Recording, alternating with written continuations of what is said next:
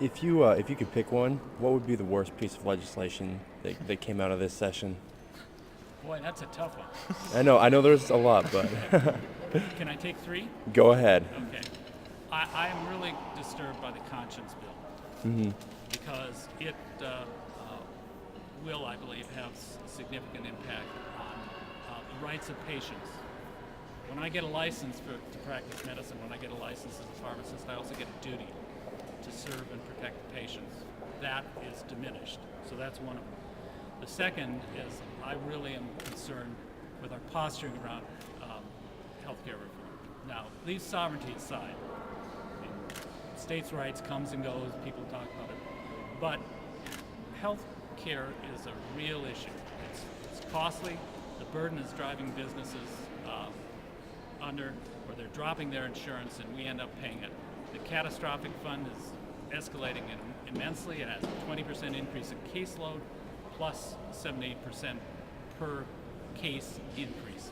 So that's going to eat us up if we don't do something about it. So those two, and I'll let Kate do the third. The public school bill it was all wrapped up into one bill, and it had dramatic cuts for our schools this coming year. While discretionary money was given to the school districts, the fact is that the mandates and the requirements that they're ordered by the legislature basically to meet have not changed substantially, so that they'll have to direct those monies to testing and continue to do the things they need to do. And what's going to suffer is some of the things that have come to really build our public education system, and we're fully expected to see larger classroom sizes, and a cut in electives, and a cut in teachers. What about the notion, that the governor said that, student-teacher contact time is not going to be affected, and Well, I think that's false. I live in Lewiston, and Orfino has a school district, and they're talking about closing 2 schools, one elementary school and one junior high school. Kids in that elementary school are going to be riding a bus maybe 40 minutes each way, second graders. You can't tell me that that's going to be in the day and it's not going to affect the way teachers and students interact. You can't tell me that. And I think that scenario is going to be played out throughout the state, both urban and rural, but particularly rural districts that are losing population. As the leaders in both chambers, you obviously operate with small minorities in comparison to the total body.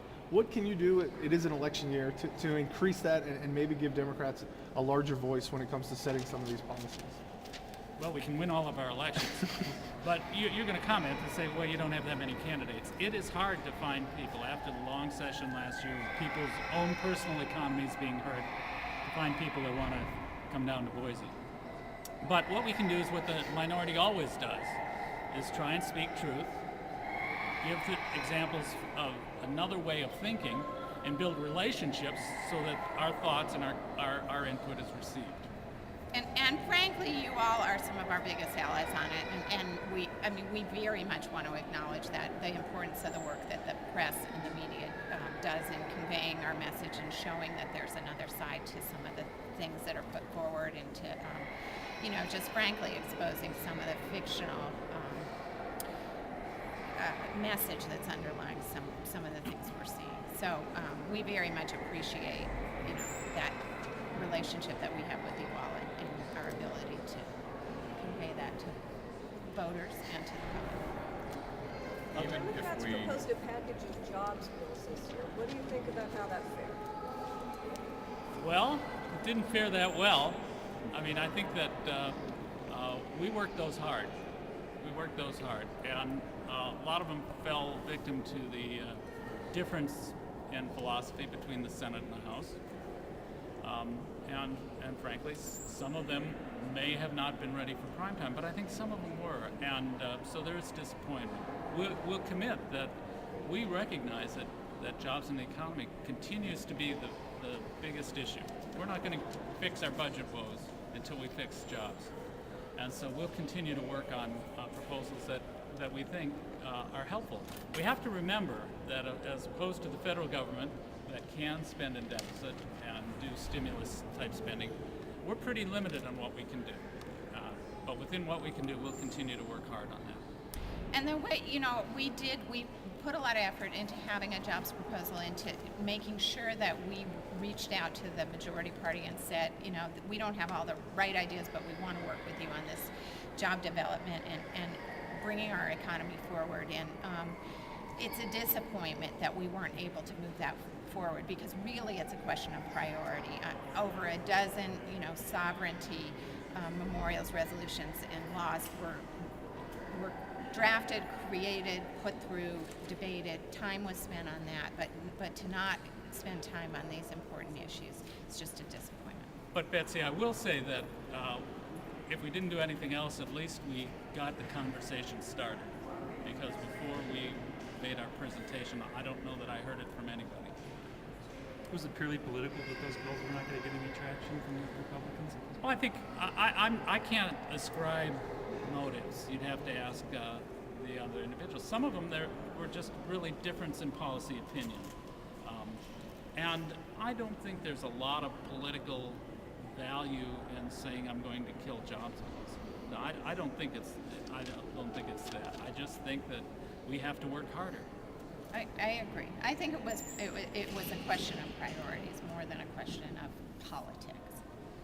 When you talk to Republicans, they'll say one of the fundamental differences between the two parties is that Democrats want to use government programs to help solve people's problems. I guess number one, do you agree with that characterization? And number two, if you do, is there any end point to that approach that doesn't involve raising revenues? There are some very fundamental aspects of government that the Constitution prescribes that we need to do. Public education jumps out as our founders, 100 years ago, said in the Idaho Constitution that every Idaho child has a birthright to a public education, and that's part of our representative government. And clearly, that's something we should be doing in this state house as legislators, and it's a way of providing for the next generation. Another one would be public safety. It's very clear that we have a mandate to keep our citizens safe and to lock up the bad guys and to have a fair and just criminal justice system. We are coming perilously close to not providing some of those basic services. The other one would be public health, in terms of just protecting our drinking water, protecting our air, making sure that people are safe. So you reach a point where you say how much resources need to be devoted to that, and clearly we are approaching a line in Idaho where we might not even be providing those basic services.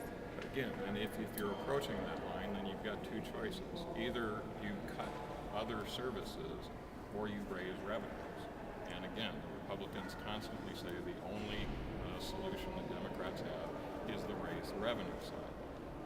How accurate is it? So do you decrease the necessary services to match your available revenue, or do you decide what are necessary services and then budget around those?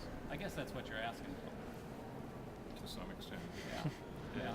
And I guess what I'd like to know is when you look at it, gets back to the question about the proper role of government. When you look at state government right now, is everything we're doing the proper role of government, or do some of those things need to go away so that you can find the additional money for education and for the areas where we're not meeting? So what were the four things that he said were 94% of the budget? Public schools, higher education, health and welfare, which is mostly federal money, right? And corrections. So which of those aren't the proper role of government? Should we do away with Medicaid? You I tell don't me. think so. I don't think so. I think that we're pretty close to the minimum amount.